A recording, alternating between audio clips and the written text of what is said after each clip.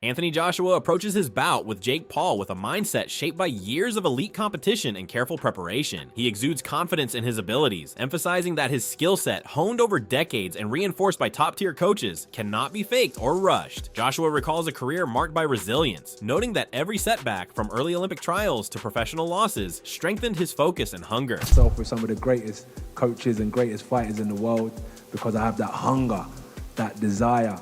Every time I've been knocked down or been in trouble when I was younger, came back 3 years later, got to the Olympics, get in trouble again before the Olympics, 3 years later, become world champion after 16 fights, win all the belts, get beat by Ruiz, come back and unify the division for the second time. It's just constantly drives my focus and my hunger to get better. So I'm going to be a tough man to break down 100% come December 19th, because I've been building myself over the last year. I ain't been sitting back.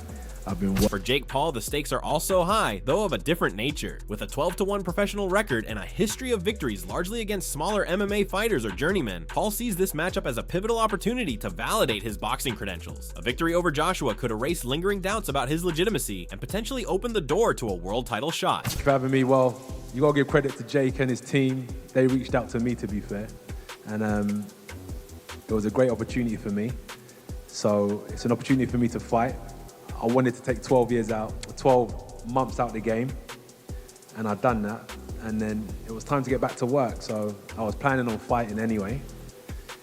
And actually I would have been fighting this weekend if I had it my way.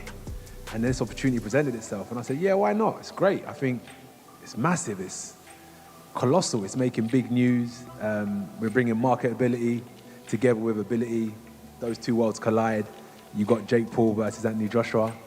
And we're here in Miami. We're bringing Europe, Africa, Asia, Nigeria, the whole world together to watch this show on Netflix. It's going to be phenomenal. And that's how we ended up here, basically. Two guys that just... Veteran commentator Johnny Nelson has highlighted the high-risk nature of the fight, suggesting that Joshua is in a no-win situation. Should he dominate the fight, the victory may be dismissed as expected. If the fight appears competitive or drags on, Joshua could face accusations of tarnishing his legacy. Anthony Joshua. Anthony Joshua? By far? Yeah. Too easy. Why did he take that fight?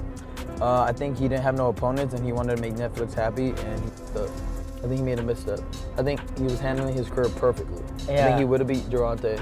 I think he would have beat Gervonta too. But I think this is a big misstep. I think he let his ego get in from him and let the fans decide. But if I can beat Jake Paul, then excuse my French, what the fuck is Anthony Joshua going to do to Jake Paul? I think my dad said that AJ could beat him with his prick, and I completely will back that up. Even if AJ had a broken arm in there, it still wouldn't go past a minute. To be quite honest with you, and as a safety aspect, there's no way that fight can go ahead. At the end of the day, my God, how good does it make me look? He gets beat by Jake Paul. Well, that automatically makes me two-time heavyweight champion of the world, doesn't it? There's no proper way. I've got to laugh about it. How are we even talking about this? He got his nut boxed off by me a little over 2 years ago, and now all of a sudden he's talking about fighting Anthony Joshua. It's like, come on. Like, you can't be serious. He can't beat me. I'm not Anthony Joshua, am I? So, former champion George Groves has argued that the bout might appear staged unless Joshua secures a rapid knockout, emphasizing that anything short of a decisive victory would raise suspicion among fans. These concerns underscore the delicate balance Joshua must navigate between legacy preservation and taking a commercially appealing fight. Paul still trying to convince people that he's a legitimate boxer. He's not a legitimate boxer. You've picked someone who was a professional boxer, whose dad was a legend of professional boxing. You might as well pick someone from Love Island or something. He does make a mockery of boxing. He wants to fight a welterweight, then a heavyweight, yeah, and it's a featherweight. And ultimately, what he wants to do is not have a real fight. I think he genuinely believes he's a boxer. Promoter Eddie Hearn has boldly predicted that Paul will be obliterated within 4 rounds, framing the fight as a necessary step for Joshua to rebuild his profile and secure even bigger matchups in 2026, potentially against fighters like Tyson Fury. AJ versus Jake Paul. Not gonna lie, did not ever see this happening, like ever, ever, ever. So were you just as surprised when he agreed to do it as the world was? Yeah, I mean, I had to deal with obviously knowing that it might happen, and then the contract coming through signed by Jake Paul, and I sort of looked at it, I was like, oh my God, he's done it. So yeah, look, I have to give him credit. I do think he's crazy.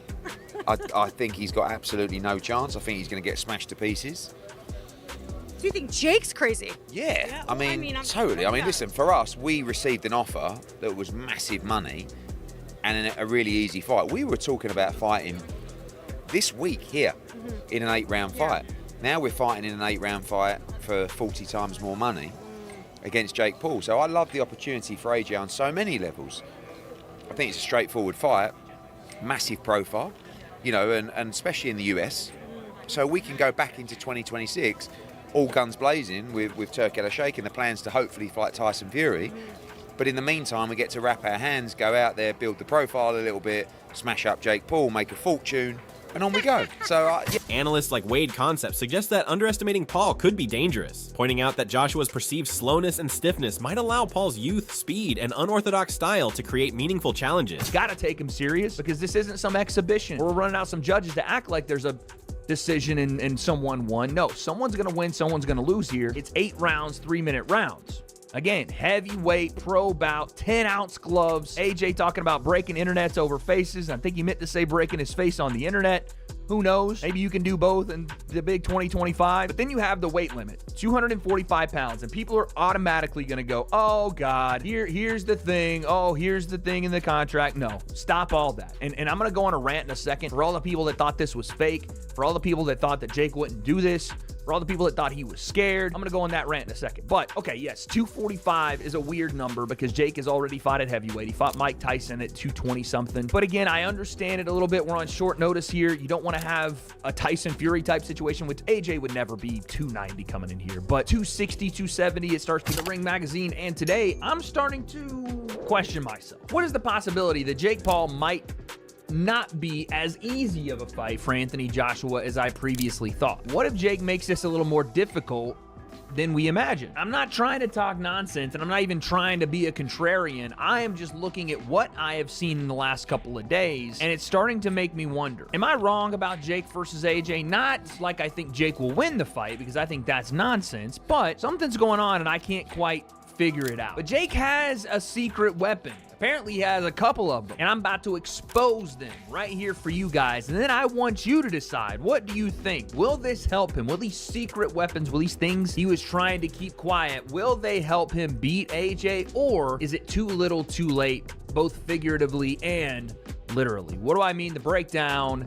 Let's go. But folks, before we get into the breakdown, I want to say a big thank you to the sponsor of today's video, First Form. That's right, folks. First Form is one of the most trusted supplement companies in the United States and a brand I personally use every day. First Form makes high-quality, third-party tested products designed to help you perform better, recover faster, and look and feel your best. Whether you're trying to build muscle, lose fat, or just get your nutrition dialed in, they've always got something that fits. And what I love about First Form is that their products actually work. No shortcuts, no gimmicks, just real results. And like I said, everything's third-party tested, so you know whatever's on the label is exactly what you're getting. And my personal favorites from First Form is this Formula One Whey Isolate post-workout protein, or the Micro Factor that I take on a daily basis, which is an incredible vitamin pack that's designed to support immunity, overall health, energy, cellular function. You got it all covered. And for you guys, I have an exclusive deal when you click the link in the description.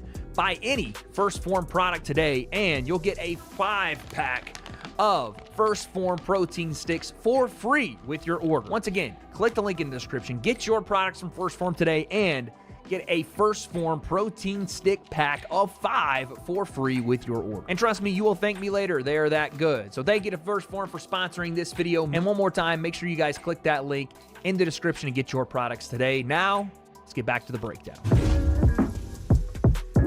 All right, so like I said, Jake Paul got a couple of tricks up his sleeve for this Anthony Joshua fight. Now, again, does it matter what Jake does when we're talking about a fight that was just booked a week and a half ago and now is about 3.5 weeks from happening? Can you get good enough, as prepared as you need to be for an Anthony Joshua fight if you're Jake Paul, who hasn't fought someone in the top, realistically, the top 50? I know Tommy Fury is ranked in the top 50, but anyone that is a top 50 fighter, even in your weight class, let alone a top 10, top 5 heavyweight in Anthony Joshua, who was a 2-time heavyweight champion of the world. Can you get prepared for a guy like that if you brought in, let's just say, a deity, freaking Zeus, Hercules, whoever, to prepare you? Could you do it? I don't think that Jake would have enough time, seeing as he's already undersized. He's not a real heavy. Former professional Ryan Garcia has warned that Paul risks significant physical and reputational consequences if defeated. He stresses that Joshua's power is formidable, and a loss for Paul could have lasting impacts on his career trajectory, transforming the perception of his capabilities and reinforcing doubts about crossover fighters attempting to transition from entertainment to serious professional boxing.